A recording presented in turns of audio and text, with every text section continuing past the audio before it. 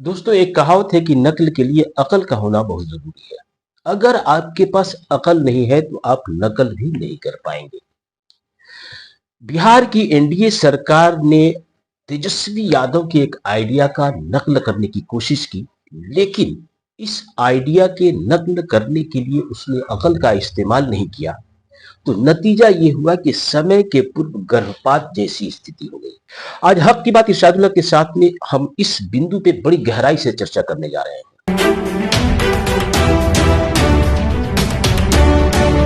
कि किसी भी फील्ड में, चाहे वो आर्थिक हो, सामाजिक हो या फिर राजनीतिक हो, ये तमाम के तमाम जो फील्ड है, इसमें इसमें विचारधारा का होना बहुत जरूरी है। लेकिन कई बार विचारधारा अपनी गति से चलती रहती है और ये एक निरंतर और सतत चलने की प्रक्रिया है। लेकिन इस विचारधारा की सफलता के लिए कई बार आपके आपके अंदर इंटरप्रेन्योरशिप का होना बहुत जरूरी है। और अगर आप में इंटरप्रेन्योरशिप है तो आपके आपका एक आइडिया सुपर हिट हो सकता है और उस एक आइडिया के बदौलत आप चुनाव की बैतरनी पार कर सकते हैं। इसकी एक मिसाल हम 2020 विधानसभा चुनाव की लेते हैं कि जब पूरा एनडीए का कुंभा एक तरफ था और इसकी कोई संभावना नजर नहीं आ रही थी कि तेजस्वी यादव इस चुनाव में एनडीए को बड़ी चुनौती देने की पोजीशन में है, क्योंकि संसाधनों के स्तर पर 40-40 हेलीकॉप्टर एनडीए के नेता और बड़े बड़े राष्ट्रीय स्तर के नेता बिहार के चुनावी अखाड़े में कूद गए थे। लेकिन अचानक जिस दिन तेजस्वी यादव ने 10 लाख नौकरियों का ऐलान किया, उसके बाद रातों रात पाशा पलट गया और उनकी रैलियों में उमंग, उत्साह और नौजवानों की जो भीड़ थी, इस भीड़ ने पूरे चुनावी परिदृश्य को बदल दिया। और उस पर से एनडीए के नेताओं ने गलती ये की कि तेजस्वी यादव के 10 लाख नौकरियों देने की योजना की काट पेश करने के बजाय वह इसकी आलोचना में ये कहने लगे कि तेजस्वी यादव के अपने बाप के यहां से ये नौकरी देंगे, क्या लालू प्रसाद यादव जो जेल गए थे वहां से पैसे ला करके ये रोजगार और नौकरी देंगे। इसका भी बहुत व्यापक असर पड़ा और नतीजा ये हुआ कि 2020 के चुनाव में अकेले दम पर तेजस्वी यादव ने सबसे बड़ी पार्टी के रूप में खुद को स्थापित कर लिया। 2020 के बाद से जो 2025 की चुनावी लड़ाई है, इस चुनावी लड़ाई में भी तेजस्वी यादव ने एक आइडिया को जनरेट किया और इस आइडिया को बहुत पहले सार्वजनिक कर दिया। यानी कि 2024 के दिसंबर में ही तेजस्वी यादव ने यह ऐलान कर दिया कि उनकी पार्टी अगर सत्ता में आती है तो बिहार की महिलाओं को 2,500 रुपए की पेंशन दी जाएगी। और इस योजना के पोटेंशियल को समझते हुए तेजस्वी यादव ने अपने पूरे 12 साल के राजनीतिक करियर में पहली बार अखबारों के विज्ञापन का सहारा लिया। तमाम हिंदी और उर्दू के अखबारों में फ्रंट पेज पे विज्ञापन दिए गए, जिसमें तेजस्वी यादव की फोटो थी और महिलाओं को संबोधित कर रहे हैं, जिसमें ये बता रहे हैं कि जिस दिन हमारी सरकार बनेगी उसके 1 महीना के भीतर हम बिहार की महिलाओं को, बेटियों को 2,500 रुपए उनके खाते में भेजना शुरू कर देंगे। लोगों ने सुबह सुबह जब पहली बार आंखें खोली और अखबारों का फ्रंट पेज देखा तो लोग ये समझ नहीं पाए कि अभी चुनाव का वक्त नहीं है, 1.5 साल से ज्यादा चुनाव में आना बाकी है। लेकिन तेजस्वी यादव ने इस योजना का ऐलान किस रणनीति के तहत किया है? दरअसल तेजस्वी यादव ने इस योजना का ऐलान झारखंड चुनाव के परिणाम आने के बाद किया था, जहां पे हेमंत सोरेन ने मैया योजना के तहत 2,500 रुपए देने की घोषणा की थी और उसका इतना व्यापक असर पड़ा था कि भारतीय जनता पार्टी ने पूरी ताकत झोंक दी थी, वहां के पूरे माहौल को सांप्रदायिक बनाने की कोशिश की थी, पूरे समाज में जहर फैलाने की कोशिश की थी। और ये तमाम की तमाम कोशिशों पे पानी फेरते हुए हेमंत सोरेन की योजना, मैया योजना, इतनी सफल रही कि उनको पूर्ण बहुमत मिल गया। और इसी बात के मद्देनजर तेजस्वी यादव ने इस आइडिया की घोषणा की थी। लेकिन लेकिन परसों की बात है कि अचानक नीतीश कुमार के एक मंत्री कृष्ण नंदन पासवान, जो गन्ना विकास के मंत्री हैं, उन्होंने मोतिहारी की एक सभा को संबोधित करते हुए यह कह दिया कि जल्द ही हमारी सरकार कैबिनेट के द्वारा महिलाओं के लिए 2,500 रुपए देने की योजना की घोषणा करने वाली है। और साथ ही साथ उन्होंने यह भी कहा कि इस तरह की अनेक योजनाएं जो महिलाओं के लिए लागू की जाएंगी, सरकार इस पे विचार कर रही है और अगली कैबिनेट की जो बैठक होगी, इस कैबिनेट की बैठक में इसका ऐलान कर दिया जाएगा। बिहार की कैबिनेट में अभी इस बात को लाया जाना है, लेकिन कैबिनेट के फैसले के पहले एक मंत्री का यह कह देना और इस गुप्त एजेंडे को सार्वजनिक कर देना एक तरह से नकल के लिए अक्ल की कमी की बात थी। और जैसे ही उन्होंने इस बात का ऐलान किया, एनडीए के अंदर एक तरह से सख्ता तारी हो गया और एनडीए के लोगों पसोपेश में पड़ गए कि जिस योजना की घोषणा कैबिनेट के बाद की जानी थी और एक बड़े कार्यक्रम के द्वारा नीतीश कुमार के द्वारा की जानी थी, उसका ऐलान कृष्णनंदन पासवान ने पहले करके अपनी पार्टी और अपने संगठन की पैर में कुल्हाड़ी मारने का काम कर दिया। जब कृष्णनंदन पासवान ने इस बात का ऐलान किया, तब सारी चीजें स्पष्ट हो गई कि क्यों तेजस्वी यादव ने 2024 के 16 दिसंबर को ही इस योजना की घोषणा कर दी थी। दरअसल तेजस्वी यादव को पूरा एहसास था कि अगर उन्होंने इस योजना की घोषणा नहीं की तो आज न तो कल नीतीश कुमार की तरफ से इस बात का ऐलान किया जा सकता है कि बिहार की महिलाओं को 2,500 रुपए का पेंशन दी जाएगी।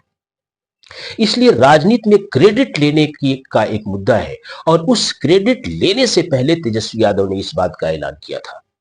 अब एक कदम हम आगे ले जाकर के आपको उस तिथि का जिक्र करना चाहते हैं कि जब 3 मार्च 2025 को वित्त मंत्री और उप मुख्यमंत्री सम्राट चौधरी ने बजट पेश किया, तब भी तेजस्वी यादव को इस बात का आभास था, इस बात की आशंका थी कि हो ना हो उनकी योजना की नकल कर ली जाएगी और उनकी योजना की घोषणा कर दी जा सकती है, क्योंकि तेजस्वी यादव के इस आइडिया में अपार संभावना है और एनडीए के लोग परेशान है क्योंकि आधी आबादी कम से कम 48 से 49% वोटर जो महिलाओं का है, वोटर समूह है, उसको प्रभावित करने वाली योजना को इस तरह से तुरूप के पत्ते के रूप में तेजस्वी यादव ने चला है कि इससे एनडीए के लोग परेशान हैं। और इसलिए जब 3 मार्च को सम्राट चौधरी ने बजट पेश करना था, उसके एक दिन पहले यानी कि 1 तारीख को शाम को तेजस्वी यादव ने ये ऐलान किया, एक प्रेस कॉन्फ्रेंस की। और चूंकि उनको आशंका थी तो उन्होंने प्रेस कॉन्फ्रेंस करके कहा कि हम नीतीश कुमार की सरकार से यह आग्रह करते हैं कि वो बिहार के बजट में इस बात का प्रावधान करे कि बिहार की महिलाओं के लिए 2,500 रुपए पेंशन की व्यवस्था की जाए। और तेजस्वी ने इसमें एक राजनीतिक रणनीति ये अपनाई कि उन्होंने कहा कि सरकार चाहे तो हमारी योजना का नाम बदल करके कुछ भी रख सकती है, लेकिन हम महिलाओं की सम्मान के लिए, उनकी आर्थिक स्वतंत्रता के लिए हम इस योजना को लागू करेंगे। और उन्होंने साथ ही साथ यहां तक कह दिया कि अगर नीतीश की सरकार इस योजना को लागू नहीं करती है तो हमारी सरकार जैसे ही आएगी सत्ता में हम इसे लागू करके रहेंगे। तेजस्वी यादव ने जो ये बयान दिया था उसका मकसद सिर्फ यह था कि वह चाहते थे कि अगर नीतीश कुमार की सरकार इस तरह की किसी पेंशन योजना की घोषणा करती है तो उसका क्रेडिट वो ना ले सके। कल हम लोगों में जाकर के ये दावा करें कि मेरे दबाव की वजह से नीतीश कुमार ने महिलाओं को 2,500 रुपए पेंशन देने की योजना बनाई और उस पर अमल किया। तो इस तरह से नीतीश कुमार या भारतीय जनता पार्टी के लोग जब समाज में या चुनाव प्रचार में जाते तो वो इस बात का दावा भी करते तो लोगों में तेजस्वी यादव यह कहने में सफल रहते कि ये तो मैंने कराया था क्योंकि ये मेरी योजना थी, मैंने इसकी घोषणा पहले कर रखी थी और हमारी इस योजना के डर से उन्होंने इसको स्वीकार किया है। आज में जब बजट पेश किया तो इस योजना की चर्चा नीतीश सरकार नहीं कर सकी। लेकिन परसों की जो घटना हम आपके साथ कर रहे हैं कृष्णनंदन पासवान की, उस योजना के बारे में जो कृष्णनंदन पासवान ने सार्वजनिक मंच से खुला ऐलान कर दिया कि उनकी सरकार कैबिनेट में जल्द ही इस बात की व्यवस्था करने जा रही है कि महिलाओं के लिए 2,500 पेंशन तथा अन्य योजनाएं जो महिलाओं के लिए है उसे लागू की जाएगी। उनके इस बात के कहने से ये साफ साफ जाहिर हो चुका है कि नीतीश कुमार या फिर एनडीए की जो सरकार है, तेजस्वी यादव के इस एंटरप्रेन्योरशिप को, जो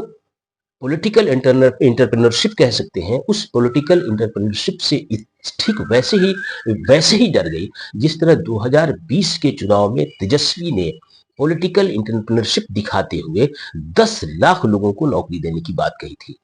और उस एक ऐलान के बाद पूरा चुनावी परिदृश्य बदल गया और स्थिति यह हो गई कि तेजस्वी की सभाओं में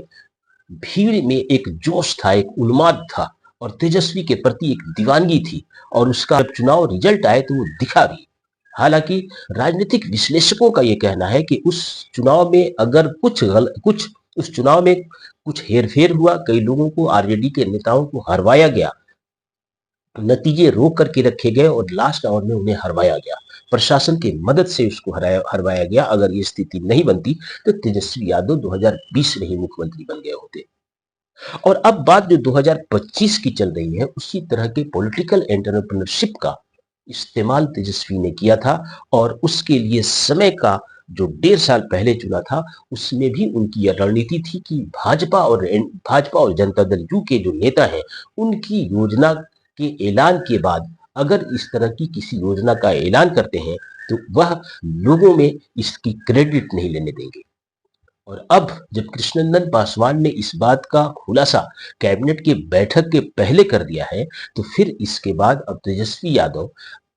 यादव संभवतः इस इंतजार में है कि कैबिनेट के बाद जब सरकार इस बात का ऐलान करेगी तो फिर वो जनता में जाकर के ये कहेंगे कि ये हमारे आइडिया को चुराने वाले लोग हैं, और हमारे आइडिया को अगर इन्होंने चुरा भी लिया है तो कोई बात नहीं, मेरे डर से और मेरे दबाव की वजह से उन्होंने इस तरह की योजना बनाई है, इसलिए इसका क्रेडिट राष्ट्रीय जनता दल को जाता है। 2025 का चुनाव सर पे है और इस तरह की अनेक योजनाओं का ऐलान काफी पहले तेजस्वी यादव ने कर रखा है, जिसमें से एक तो माई बहन मान योजना है और दूसरी जो योजना है वो पेंशन से जुड़ी योजना है, वृद्धा पेंशन योजना। वृद्धा पेंशन योजना के बारे में बताया जाता है कि लगभग 48 लाख लोग इसका लाभ उठाते हैं। और ये जो 48 लाख लोग उठाते हैं, 48 लाख परिवारों के मालिक हैं वो बुजुर्ग लोग, जो प्रभावित करते हैं अपने बच्चों को, बेटे को, बेटियों को, पोतों को, पोतियों की, कि अगर हमारी पेंशन 400 से बढ़कर के 1500 हो जाएगी तो आप जो है तेजस्वी यादव को वोट करें। तो इस योजना में भी उतना ही पोटेंशियल है और इसका इसका ऐलान भी तेजस्वी यादव काफी पहले कर चुके हैं। दूसरा जो 500 रुपए में गैस सिलेंडर देने की योजना है, यह भी तेजस्वी यादव ने पहले ही ऐलान कर रखा है। तो इस तरह की से अनेक उन योजनाओं का तेजस्वी ने पहले से ऐलान कर रखा है जो 2025 में बहुत बड़ी भूमिका निभा सकते हैं।